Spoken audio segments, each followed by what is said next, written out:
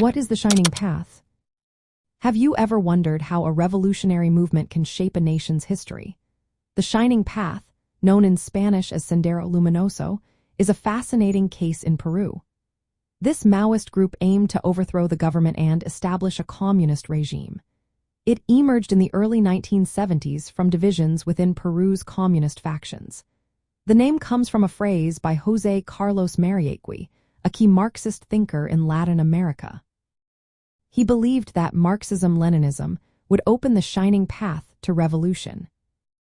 The shining path was led by Abimael Guzmán, a philosophy professor who took on the alias Comrade Gonzalo. He viewed the group as the vanguard of a global proletarian revolution. The movement drew inspiration from Mao Zedong's Cultural Revolution and the radical policies of the Khmer Rouge.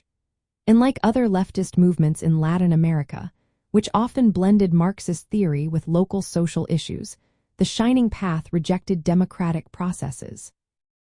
Instead, it relied on guerrilla tactics, terrorism, and extreme violence to destabilize the state. The group's insurgency was particularly concentrated in the Andean highlands and Ayacucho region. It targeted both state forces and civilians, leading to widespread violence and atrocities during the 1980s and 90s. While the Shining Path's rhetoric included anti-imperialist and anti-colonial themes, its violent methods alienated many Peruvians. This included peasant groups and leftist intellectuals who were initially sympathetic to its cause. The decline of the Shining Path began with Guzmán's capture in 1992. However, fragmented factions of the group remained as active in remote areas of Peru. In the broader context of Latin American revolutionary history, the Shining Path serves as an example of how Cold War ideologies, especially Maoism, intersected with local conflicts.